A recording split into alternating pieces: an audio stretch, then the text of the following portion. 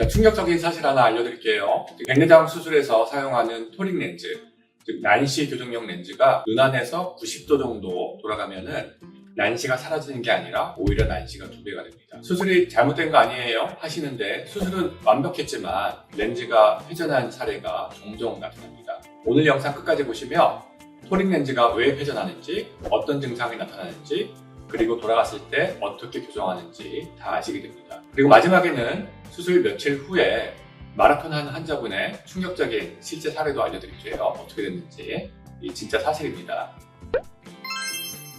안녕하세요. 다른 병원에서 결과가 만족스럽지 못한 백내장 시력교정 수술을 다시 교정해드리는 퍼스트 삼성안과 최성호 원장입니다. 다른 병원에서 토릭 렌즈가 돌아가서 교정받으러 오시는 분들이 많이 있습니다. 그래서 오늘 영상을 찍게 되었습니다. 자, 먼저 토릭 렌즈가 뭔지부터 짚고 갈게요. 일반 인공성체는 도수만 정확하면은 어느 방향으로 돌아가도 상관이 없어요. 위아래 구분이 없습니다. 그런데 난시용 렌즈, 즉 토릭 렌즈는 좀 달라요. 표면에 방향이 있습니다. 그래서 한쪽 방향으로는 도수가 강하고 또 거기에 직각 방향으로는 도수가 약합니다. 그래서 난시라고 하는 것을 교정을 합니다. 비유를 하나 들어보겠습니다. 여러분 집 자물쇠에 열쇠를 끼울 때 그냥 팍 끼워서 돌아갈까요? 돌아가지 않죠. 정확한 방향으로 끼워야지 돌아갑니다.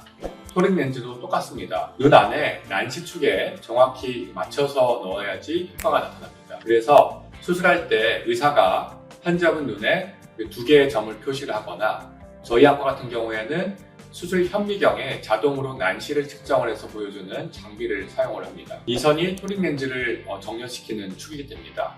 그런데 이게 눈에 정확하게 들어갔어도 수술 후에 눈 안에서 회전하게 되면 효과가 사라지거나 오히려 더 나빠지게 됩니다. 자, 이제는 수학 시간입니다. 간단한 수학입니다. 무서운 숫자를 보여드릴게요. 난시축이 1도 정도 오차가 생기면은 난시 교정 효과가 3.3% 손실이 됩니다. 그럼 10도가 회전하면은 효과는 33% 손실이 되고요. 난시 교정 효과의 3분의 1이 사라져 버립니다. 30도가 회전되면은 효과는 100% 사라집니다. 난시가 그대로 남아요. 그런데 여기서 끝이 아닙니다. 90도가 회전하면 난시는 2배가 됩니다. 수술 받은 게 오히려 더 나빠지게 되는 것이죠. 왜 90도에서 더 나빠질까요? 비유로 설명을 할게요. 난시 안경을 쓰셨다고 상상을 해보세요. 안경이 눈에 정확히 맞춰져 있으면 잘 보이죠? 근데 그 안경을 딱 90도 비틀어서 쓰면 어떻게 될까요? 난시 교정 방향이 정반대가 됩니다. 그럼 환자분 눈에 있던 난시, 그리고 안경이 만든 정반대의 난시 더하면은 2배의 난시가 됩니다. 그래서 토릭 렌즈는 1도 단위로 정확하게 들어가야 합니다. 정밀한 공학 수준이죠. 도대체 그럼 렌즈가 왜 회전하는 걸까? 5가지 이유가 아주 많습니다. 첫 번째로는 그 렌즈를 넣은 수정체 주머니가 비대칭으로 수축을 하게 되는데, 이게 가장 흔한 원인입니다. 백내장 수술은 원래 있던 수정체를 빼고 그 자리에 인공수정체를 넣습니다. 그런데 수정체를 감싸던 내 눈 속에 있던 원래의 그 주머니는 그대로 남아있어요. 그리고 수술하고 나서 며칠 또는 몇 주에 걸쳐서 이 주머니가 인공수정체를 이제 감싸면서 쪼그라듭니다. 마치 빈백 의자가 사람 몸에 맞춰서 이렇게 줄어드는 것과 같아요. 그런데 이 수축이 사방으로 균일하게 일어나지 않고 한쪽으로만 더 세게 나타나면 렌즈가 그쪽으로 끌려가면서 회전하는 경우가 있습니다. 두 번째로, 눈이 아주 길거나 고도근시인 경우에 눈이 길수록 수정체 주머니도 좀 큰 경향이 있습니다.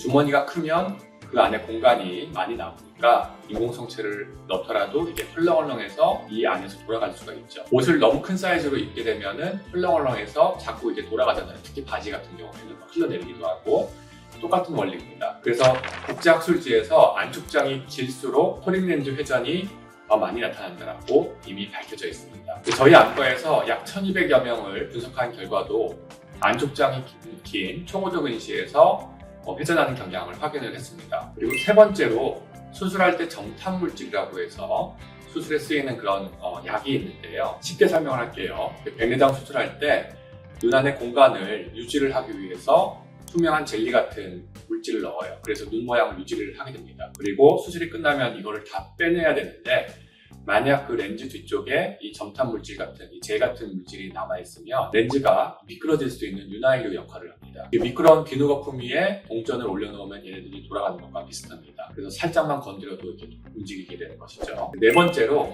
수술 중에 만든 주머니 입구가 너무 크거나 또는 비대칭적으로 만들어졌을 때 발생할 수가 있는데요. 백내장 수술할 때 수정체 주머니 앞쪽을 동그랗게 구멍을 내요. 이때 이 크기가 5에서 5.5mm 정도가 표준이고, 또 이거보다 너무 작거나 너무 커서도 좋지가 않습니다. 근데 너무 크게 되면은 렌즈와 맞닿는 수정체 주머니의 면적이 좁아지게 되면서 이 마찰력이 줄어들어서 렌즈가 쉽게 돌리게 됩니다. 다섯 번째로, 환자분이 갑작스럽게 격렬한 운동을 하는 경우인데요. 앞서 말씀드린 마라톤 사례입니다. 2024년도에 Frontiers in Medicine이라고 하는 학술지에 실린 실제 사례인데요.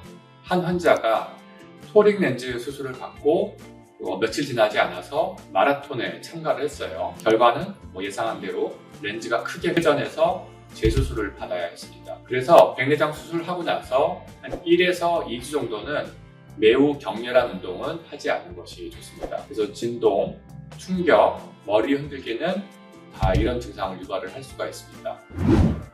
자, 그럼 그 토릭 렌즈가 돌아갔을 때 어떻게 알 수 있을까요? 사실 본인이 정확히 알아차리기 어려운 경우들도 있습니다. 그래서 안과 정기 검사가 필요하죠. 그래서 4가지 징후가 있습니다. 첫 번째로는 시력이 만족스럽지 않은 경우인데요. 수술 며칠 후부터 분명 수술은 잘 됐다는데 시력이 기대만큼 안 나오네 하는 느낌, 1.0 시력이 안 나올 수가 있고요. 두 번째, 글씨가 흐릿하거나 겹쳐 보일 수가 있습니다. 특히 간판이나 작은 글씨가 옆으로 늘어진 것처럼 보입니다. 난시 특유의 흐리는 증상입니다. 세 번째로, 야간에 빛이 한 방향으로 길게 번집니다. 이건 수술 직후에는 수술이 잘 됐어도 이런 경우가 흔하게 있는데, 이제 안정된 이후에 이런 증상이 나타나면 의심을 해봐야 됩니다. 그래서 가로등이나 헤드라이트 같은 걸 봤을 때 줄이 여러 개로 보입니다.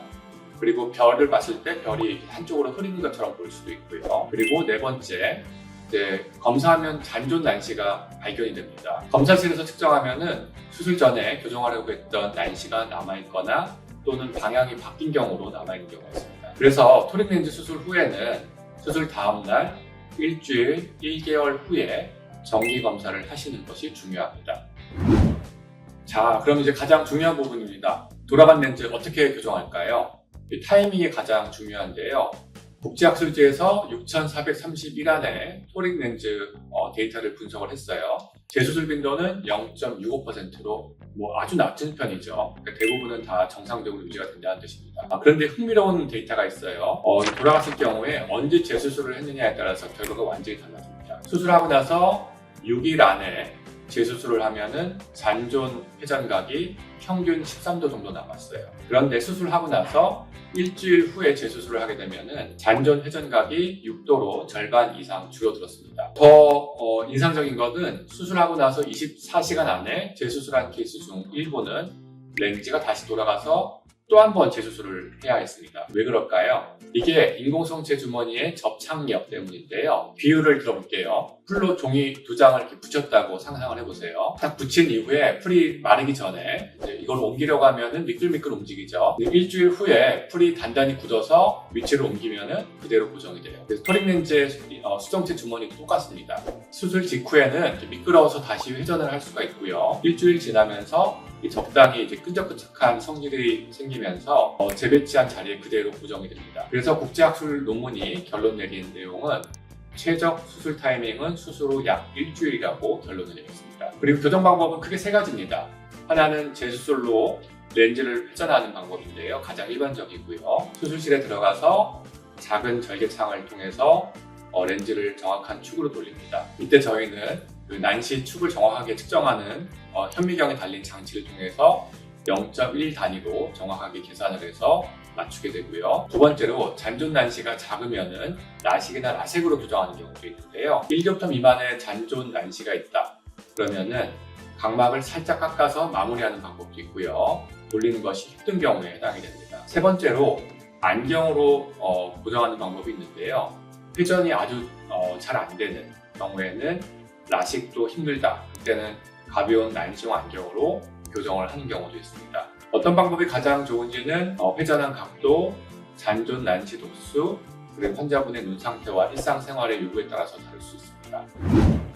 자, 이제 정리를 해보겠습니다. 첫째, 토릭 렌즈는 1도만 돌아가도 효과가 떨어집니다. 그리고 90도가 돌아가면 난시가 2배가 됩니다. 둘째, 회전의 가장 흔한 원인은 수정체 주머니의 비대칭 수축, 그리고 수술 직후의 격렬한 운동이고요. 셋째, 회전의 의심 증상은 시력이 만족이 안 되고 글자가 흐리고 야간에 빗번짐, 또 난시가 남는 경우고요. 네 번째, 재수술이 필요하면 수술 후 일주일 정도가 황금 시간입니다. 너무 빨라도 너무 늦어도 수술이 정확도가 떨어질 수가 있습니다. 그리고 부탁드릴게요. 백내장 수술 받고 1, 2주 동안은 마라톤, 등산, 무거운 짐 들기, 격렬한 운동 금지하셔야 되고요. 마라톤 환자분 사례는 잊지 마시기 바랍니다. 자, 여러분께 한 가지 여쭤볼게요. 토릭 렌즈 수술을 받으셨거나 곧 받으실 분들 가장 궁금한 점이 뭘까요? 회전의 위험성, 비용, 일반 렌즈와의 차이 댓글로 남겨주시면 이제 가장 많은 질문으로 다음 영상을 만들겠습니다. 더 자세한 자료는 영상 설명란에 카페 눈미남이랑 블로그 링크를 걸어둘게요. 구독, 좋아요, 알림 설정 부탁드리고요. 다음 영상에서 또 뵙겠습니다. 감사합니다.